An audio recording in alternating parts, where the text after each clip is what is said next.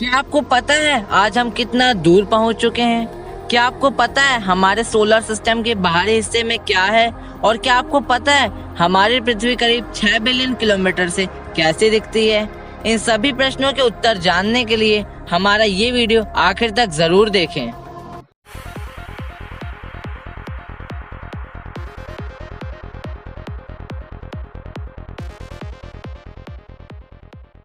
पाँच सितंबर 1977 को नासा अपने बहुत ही बड़े मिशन को अंजाम देने वाला था। इस दिन नासा ने वॉयेजर 1 को फ्लोरिडा के केप कैनावेरल कॉम्प्लेक्स 41 से लॉन्च किया और जिस रॉकेट से इसे लॉन्च किया गया था उसका नाम था टाइटन 3E। इससे ठीक 16 दिन पहले इसके जुड़वा स्पेसक्राफ्ट वॉयेजर 2 को 20 अगस्त 1977 को केप कैनावेरल फ्लोरिडा से लॉन्च किया गया था। जिस रॉकेट से इसे लॉन्च किया गया था उसका नाम भी टाइटन 3E था। दोनों ही स्पेसक्राफ्ट का एक ही मकसद था। दोनों ही स्पेसक्राफ्ट को सोलर सिस्टम के बाहरी ग्रहों की स्टडी और आउटर सोलर सिस्टम की स्टडी करना था। वॉयेजर 1 को जुपिटर, सैटर्न और उनके चांद के करीब से फ्लाई बाय करना था और वॉयेजर 1 ने अपना सफर शुरू कर दिया था। वॉयेजर 1 का फ्लाई बाय जुपिटर के करीब 3,49,000 किलोमीटर दूर से था और वॉयेजर 1 जुपिटर में लगभग 1.5 साल के अंदर पहुंच गया। वॉयेजर के पास सिर्फ 2 महीने का ही समय था। वॉयेजर जुपिटर के पास 2 महीने ही रहा और वहीं रहकर जुपिटर की 1900 से अधिक डिटेल्ड इमेज ली। अभी तक किसी भी स्पेसक्राफ्ट ने ऐसी डिटेल्ड फोटो नहीं ली जैसी हमें वॉयेजर 1 ने ला के दी। वॉयेजर 1 ने 2 महीने वहां रहकर जुपिटर की पतली रिंग के बारे में पता लगाया। हमने सैटर्न के रिंग के बारे में तो सुना ही है, उसकी रिंग बहुत मोटी है और हम उसे पृथ्वी से किसी भी टेलीस्कोप की मदद से देख सकते हैं। लेकिन जुपिटर के पास भी एक रिंग है जो काफी पतली है जिसे हम अर्थ पर रहकर नेक्ड आई से नहीं देख सकते। वॉयेजर वहां रहकर जुपिटर के बड़े बड़े चांदों की भी इमेज लिया जिसमें गैनीमीड, कैलिस्टो, लियो, यूरोपा जैसे बड़े बड़े चांद आते हैं। जैसा कि आप इस इमेज में देख रहे होंगे, जुपिटर के सबसे बड़े तूफान की इमेज रेड स्पॉट में और वहीं कुछ छोटे स्पॉट भी दिख रहे होंगे वाइट कलर के, जो छोटे तूफानों की इमेज है। और ऐसी ही डिटेल्ड इंफॉर्मेशन और वीडियोस देते देते वॉयेजर का सफर जुपिटर के साथ समाप्त हुआ। अब उसकी अगली मंजिल ब्यूटीफुल प्लैनेट सैटर्न थी और जुपिटर से सैटर्न के लिए वॉयेजर 1 निकल चुका था। करीब 1.5 साल में नवंबर 12, 1980 को वॉयेजर 1 सैटर्न पहुंच गया। वॉयेजर 1 का सैटर्न से फ्लाई बाय 6,490 किलोमीटर दूर से था। वॉयेजर 1 सैटर्न पहुंचते ही वहां की वेदर, मैग्नेटिक फील्ड्स और रिंग्स की स्टडी किया और ऐसा करने वाला पहला प्रोब बन गया जिसने किसी भी प्लेनेट की डिटेल्ड इमेज और डिटेल्ड इंफॉर्मेशन अर्थ तक पहुंचाई हो।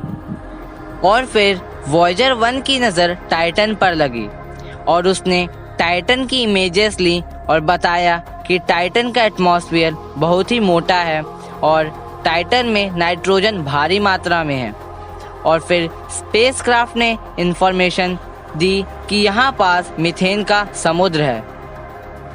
तो इसमें वैज्ञानिकों ने संदेह जताया और कुछ थ्योरीज बनाई। फिर ये कंफर्म हो गया कि यहाँ मीथेन का ओशियन है जब 2004 में कैसिनी मिशन सैटर्न और टाइटन की स्टडी के लिए भेजा गया और कैसिनी ने कंफर्म किया कि सैटर्न में मीथेन का ओशियन है। वॉयेजर 1 का सफ़र सैटर्न और उसके चांद टाइटन के साथ यहीं ख़त्म हुआ, लेकिन उसका सफ़र अभी भी बहुत ही बड़ा बाकी था क्योंकि अब उसकी मुश्किलें बढ़ने वाली थी क्योंकि अब उसे जाना था आउटर सोलर सिस्टम और हीलियोस्फीयर की स्टडी करना था और इंटरस्टेलर मीडियम को एक्सप्लोर करना था। तो आइए सबसे पहले जानते हैं कि हीलियोस्फीयर क्या होता है। हर सोलर सिस्टम के स्टार के चारों ओर एक एरिया होता है जहां स्टार की रेडिएशन का प्रभाव बहुत तेज होता है और उसी एरिया को हीलियोस्फीयर कहते हैं। हीलियोस्फीयर एक बड़ा सा बबल है अंतरिक्ष में जो हमारे सूरज को चारों ओर से घेरा हुआ है।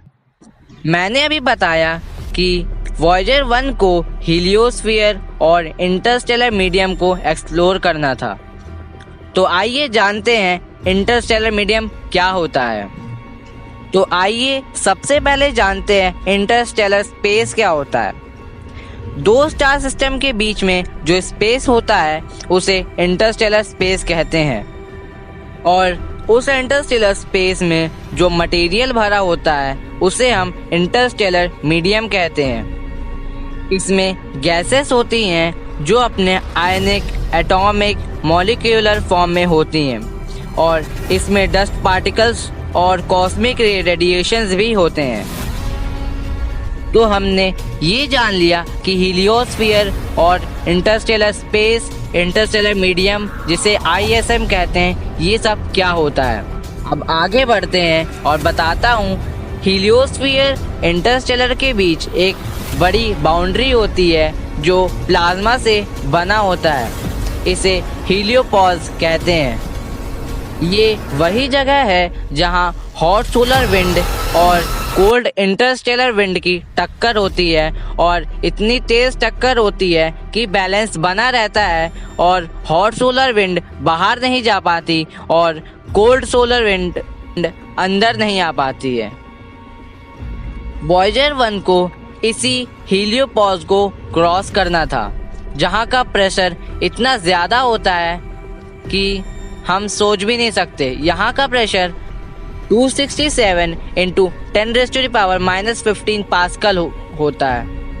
और आपको ये जानकर खुशी होगी कि वॉयेजर 1 स्पेसक्राफ्ट ने बिना किसी दिक्कत के हीलियोपॉज को पार कर लिया और हीलियोपॉज को पार करते ही इंटरस्टेलर स्पेस में अपना पहला क्राफ्ट एंटर हो गया और इंटरस्टेलर स्पेस में जाने वाला वॉयेजर 1 पहला स्पेसक्राफ्ट बन गया जो 25 अगस्त 2012 को इंटरस्टेलर स्पेस में एंट्री कर लिया। और वहीं वॉयेजर 2 भी 5 नवंबर 2018 को इंटरस्टेलर मीडियम में एंटर हो गया और ऐसा करने वाला वॉयेजर 2 दुनिया का दूसरा स्पेसक्राफ्ट बन गया। तो चलिए इसको आप गौर से सुनिए।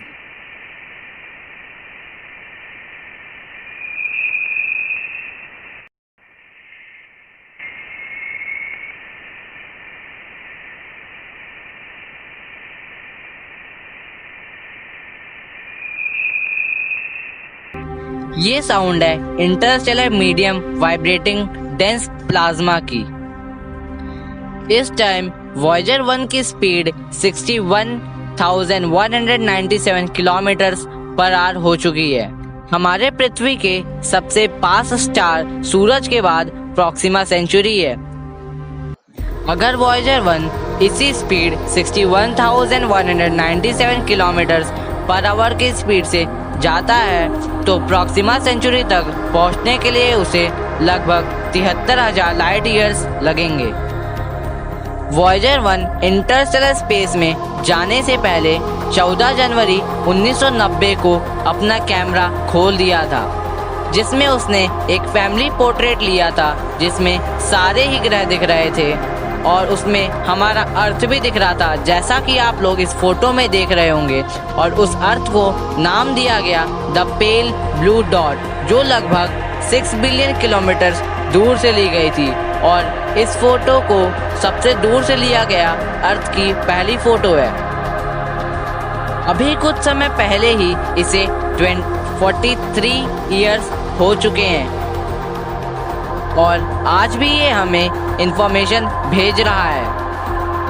लेकिन एक बुरी खबर ये है कि इसका वैज्ञानिकों का मानना है कि वॉयेजर 1 का प्लूटोनियम कंटेंट खत्म होने वाला है, तो ये कम से कम 2025 तक चलेगा और उसके बाद इसका प्लूटोनियम खत्म हो जाएगा और हमसे सिग्नल टूट जाएगा। लेकिन ये पूरे मिल्की वे में ऐसे ही घूमता रहेगा और शायद किसी उन्नत सभ्यता से मिल सके। इस स्पेसक्राफ्ट पर वैज्ञानिकों ने एक गोल्डन डिस्क भेजी है जिसमें अर्थ के बारे में सब कुछ दिया गया है, जिसके अंदर चिड़ियों की आवाज़, कुछ गाने, कोडिंग दी गई है।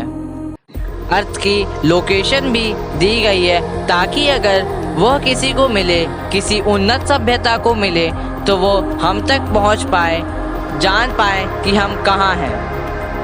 तो आज का वीडियो मेरा यहाँ ख़त्म होता है। अगर आपको पसंद आया तो लाइक कीजिए, दोस्तों के साथ शेयर कीजिए और इस वीडियो का कौन सा पार्ट आपको अच्छा लगा कमेंट बॉक्स पर बताइए और सब्सक्राइब कीजिए मेरे चैनल को और नोटिफिकेशन बेल दबा दीजिए ताकि मेरी वीडियोस आप तक सबसे पहले पहुँचे।